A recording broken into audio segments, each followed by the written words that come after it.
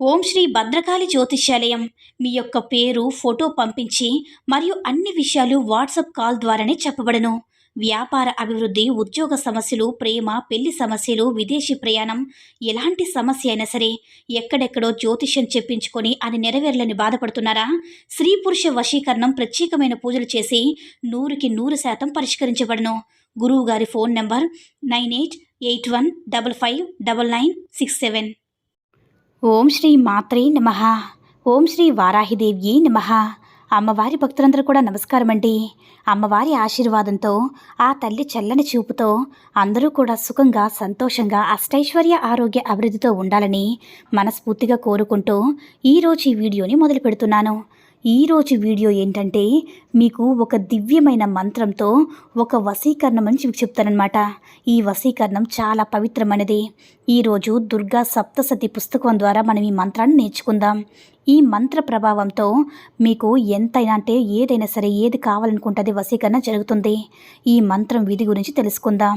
ఎలా చేయాలంటే, మీకు విశ్వాసం ఉండాలి, అంటే పవిత్రత కూడా ఉండాలి. ఈ రెమెడీ కోసం భోజపత్రాలు దొరికినట్లయితే చాలా చాలా మంచి ఫలితం అనేది మీకు లభిస్తుంది. ఈ భోజపత్రాలు అనేవి మీకు ఆన్లైన్లో కూడా లభిస్తున్నాయి. మీరు ఒక్కసారి చెక్ చేసుకున్నట్లయితే చాలా సులభంగా ఈ భోజపత్రాలు మీరు సంపాదించుకోవచ్చు.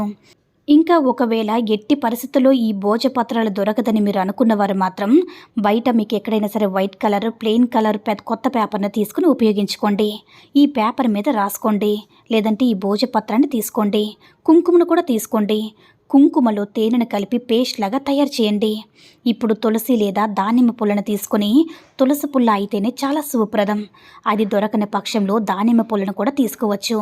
మీరుని దాన్ని పెన్సిల్ లాగా వాడుకోవడానికి అంటే తులసి పుల్లని తీసుకోవాలన్నమాట. ఇప్పుడు నేను స్క్రీన్ మీద చూపిస్తున్న ఈ మంత్రాన్ని తేనె ఇంకా కుంకుమ మిశ్రమంలో కలిపిన ఆ పేస్ట్తో భోజపత్రంతో రాయండి. దొరకని వారు వైట్ కలర్ పేపర్ మీద రాయండి. ఈ మంత్రం అనేది దుర్గా సప్తపదులు అన్నిటికన్నా మొదటి శ్లోకం పైన రాయండి. నేను ఈ స్క్రీన్ మీద ఈ మంత్రాన్ని చూపిస్తున్నాను కదా, మీరు ఈ మంత్రాన్ని రాసిన తర్వాత ఇప్పుడు ఈ శ్లోకం రాశారు కదా, దీని పై భాగంలో 3 సార్లు ఎవరినైతే ఇష్టపడుతున్నారో వారి పేరుని 3 సార్లు వరుసగా రాయండి. రాసిన తర్వాత మళ్ళీ ఈ శ్లోకానికి కింద భాగంలో కూడా వైట్గా, అంటే మళ్ళీ మీరు ఎవరినైతే ఇష్టపడుతున్నారో వారి యొక్క పేరుని 3 సార్లు రాయండి. పైన వారి యొక్క పేరు రాశారు కదా, వారి పేరుని రాసిన తర్వాత ఈ భోజపత్రం పైన ఒక నీటి దీపాన్ని వెలిగించండి. భోజపత్రాన్ని మీ పూజ మందిరంలో కానీ లేదా ఇంట్లో ఎక్కడైనా సరే ఒక శుభమైన ప్రదేశంలో ఈ పత్రాన్ని ఉంచండి. పేట్లో భోజపత్రాన్ని ఉంచండి. మట్టి ప్రమిద ఏదైనా సరే మీరు ఏదో ఒకటి వేసి దానిపైన నీటి దీపాన్ని వెలిగించండి. దీపం కూడా అలాగే ఉంచండి. దీపం కొండెక్కిన తర్వాత తీసి పక్కన పెట్టండి. పక్కన పెట్టేసి భోజపత్రాన్ని మాత్రమే ఫోల్డ్ చేయండి. మీరు 2 లైన్లో ఈ మంత్రాన్ని రాయండి. రాసిన తర్వాత నేను మీకు డిస్ప్లేలో చూపిస్తాను చూడండి. స్క్రీన్ మీద మీరు 2 లైన్లు ఈ మంత్రాన్ని రాయండి. ఆ మంత్రం పైన 3 సార్లు, కింద 3 సార్లు ఎవరినైతే ఇష్టపడుతున్నారో వారి యొక్క పేర్లు రాయండి. అంతే చాలండి. ఇలా మీరు ఫోల్డ్ చేసి మీరు ఎవరినైతే వశం చేసుకోవాలి అనుకుంటున్నారో వారి తలగడ కింద ఈ భోజపత్రాన్ని ఉంచాలి. అంతే. ఒకవేళ భార్య భర్తలు ఉన్నా సరే ఇద్దరి మధ్య 3వ వ్యక్తి వచ్చినప్పుడు వీరిద్దరూ చాలా బాధపడుతూ ఉంటారు కదా, గొడవలు పడుతూ ఉంటారు కదా, అటువంటి వారు కూడా మీరు చాలా ప్రేమగా ఉండాలని కోరుకుంటున్నప్పుడు ఈ రెమెడీని చేయవచ్చు. ఇంకా ఇద్దరు ప్రేమించుకునే వారు ఉంటారు కదా, వారి మధ్యలో 3వ వ్యక్తి వచ్చినా వీరిద్దరికి ఏదైనా గొడవల వల్ల మాట్లాడకుండా ఉంటున్నా సరే అటువంటప్పుడు మీరు ఈ రెమెడీని చేయవచ్చు. ఒకవేళ మీ నుంచి ఆ వ్యక్తులు, మీ భర్త ఎవరైనా సరే మీ ఇంట్లో నుంచి వెళ్ళిపోయినా సరే వేరే చోట ఉండినట్లయితే కనుక మీరేం చేస్తారంటే, మీ భర్త మీ పక్కన నిద్రించి ఉంటే తలకడ కింద భోజపత్రాన్ని ఆ వ్యక్తి లేకపోయినా సరే అలా పెట్టించండి. అలా పెట్టేసి మీరు కోరుకోవాలన్నమాట.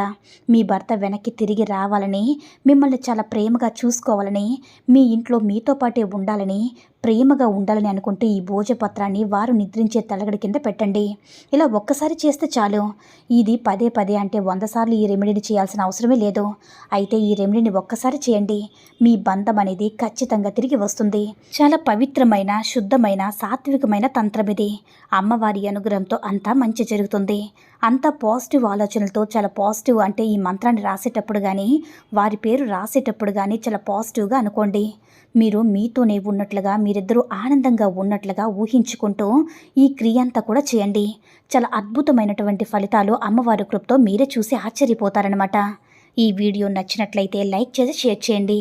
మరిన్ని వీడియోస్ కోసం మన ఛానల్ని సబ్స్క్రైబ్ చేసుకుని మాకు కొంచెం సపోర్ట్ చేయండి. సర్వే జనా సుఖినో భవంతు. ఓం శ్రీ మాత్రే నమః. ఓం శ్రీ వారాహిదేవి నమః.